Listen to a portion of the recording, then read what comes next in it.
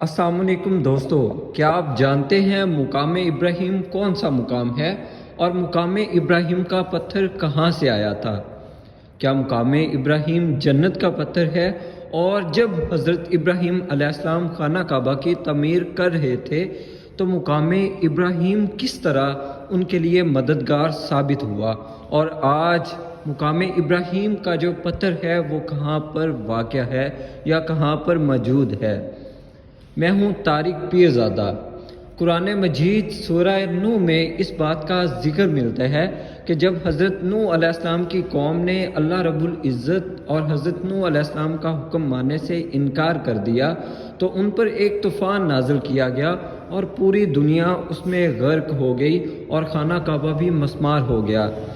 फिर कुरान मजीद में इस बात का जिक्र मिलता है कि हज़रत इब्राहीम अलैहिस्सलाम को अल्लाह रब्बुल इज़्ज़त खाना काबा की तमीर का हुक्म देते हैं। हज़रत इब्राहीम अलैहिस्सलाम जब खाना काबा की तमीर कर रहे होते हैं तो जब तमीर काफ़ी चौनाई पर पहुंचती है तो उन्हें मज़ीद तमीर करने में मुश्किलात पेश आ रही होती है, तो तब अल्लाह रब्बुल इज़्ज़त के हुक्म से हज़रत जिब्राहील अलैहिस्सलाम आते हैं और हज़रत इब्राहीम अलैहिस्सलाम को हुक्म देते हैं कि हरम के साथ जो कुआं है वहाँ जाओ और वहाँ से 2 पत्थर लेकर आओ।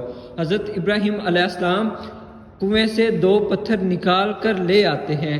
एक पत्थर हजरे अस्वद का पत्थर है और दूसरा पत्थर मुकाम इब्राहिम है। फिर जब हज़रत इब्राहिम अलैहिस्सलाम ये दोनों पत्थर लेकर आए तो हज़रत जिब्राहील अलैहिस्सलाम ने मुकाम इब्राहिम के पत्थर के ऊपर खड़े होने को कहा।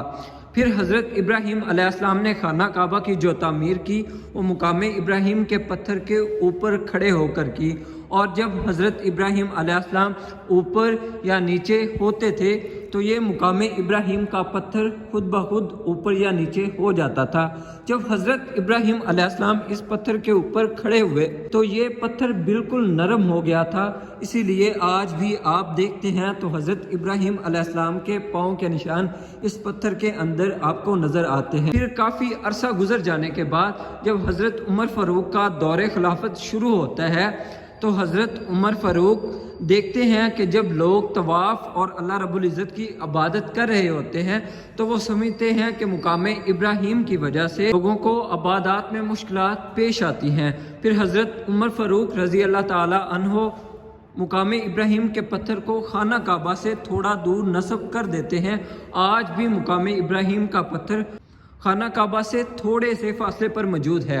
मुकाम इब्राहिम के बारे में अल्लाह रब्बुल इज़्ज़त ने कुरान मजीद में जगह जगह पर जिक्र किया है और अल्लाह रब्बुल इज़्ज़त मुकाम इब्राहिम के बारे में फरमाते हैं कि आप वहाँ पर नमाज कायम करो।